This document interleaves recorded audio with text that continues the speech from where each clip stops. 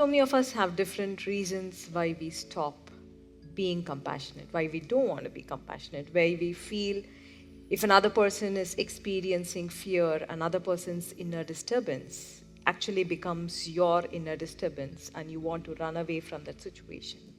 One, you probably feel helpless, or you feel that other person is taking you for granted, just wanting attention and significance from you.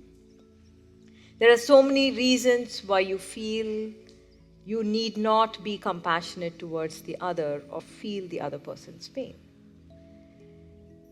But do we want to grow in our compassion? Yes? Yes. But if we look at one thing that separates us or stops us from being compassionate towards the other, is to feel that we are different from the other. When you start feeling that you are different, then you will have all the reasons why you don't need to be compassionate towards the other.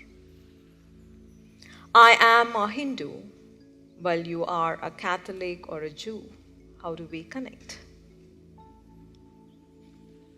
I am an Indian, or you are the rest of the world. How do we connect?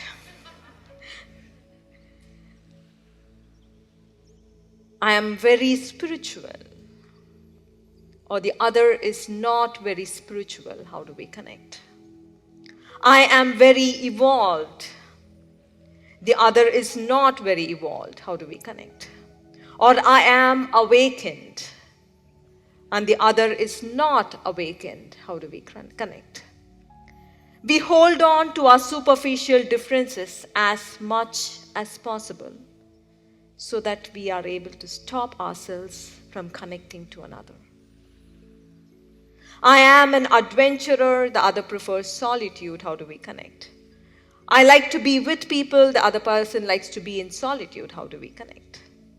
So we look at the differences and we hold on to the differences very strongly so that we can stop ourselves from connecting to the other.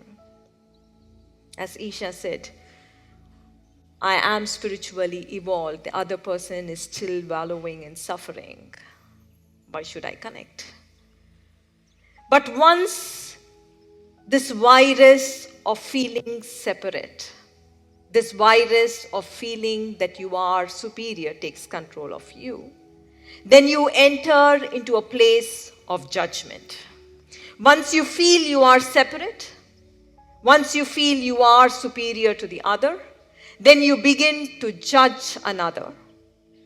And from that space of judgment, your actions would be divisive. Your actions would only create further suffering. It would not help another person move away from suffering. So your separation-driven consciousness, which is at the basis of your thinking, your separation-driven mind, makes you feel separate, makes you feel superior, and also makes you judge another, strengthening your separation-driven consciousness, separation-driven mind. And that from that place of feeling separate, you actually perform actions that cause further division in the world around you. We might believe that this separation-driven consciousness is only seen in individual conflict.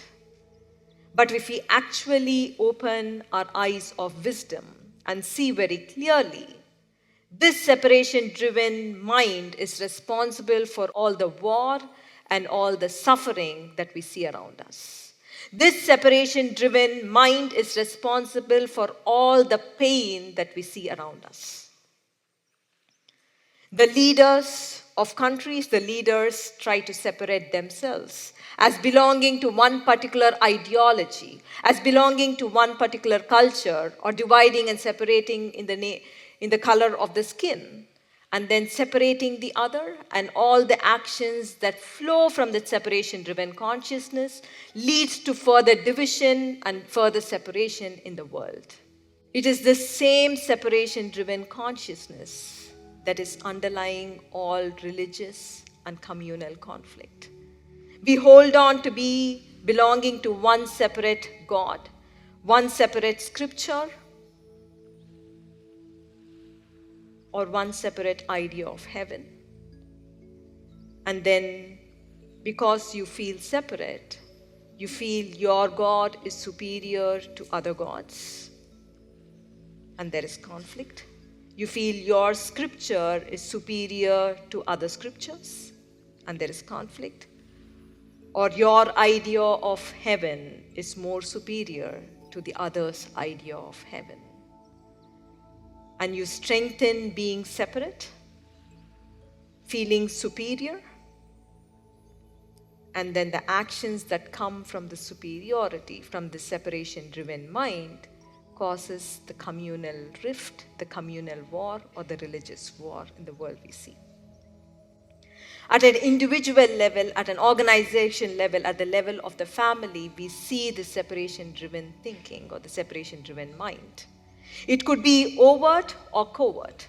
It could be explicitly vilifying another person, where you separate yourself, or it could be running in the undercurrent, where there is politics, where there is gossip, where you are eaten by this virus, where you are consumed by this virus of feeling separate. But are we really separate? Are we really different? If we move away from this separation, if we go into experience of life, my experience of joy is just the same as your experience of joy. My experience of love, when I have experience of love within or connection within, is just the same when you experience love and you experience connection within yourself. My experience of fear and your experience of fear is not different. It is not separate. My experience of sorrow and your experience of sorrow is just the same. If we move away from holding on to the superficial differences that we experience in our life, we are different, we are unique. But if we move away from holding on to it and move into oneness of human experience, then we will awaken to compassion. If there is anything that is stopping you from feeling connected, if there's anything that is making you feel separate, just know that you need to bring attention to that separation-driven mind. Because it is this separation-driven mind that is responsible for all war, that is responsible for all conflict that you see in the world. It is this individual consciousness that is flowing out in the world.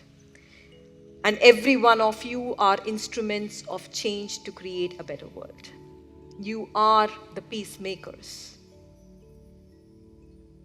So if there is anything that is making you feel separate, just know it is causing greater suffering in this world.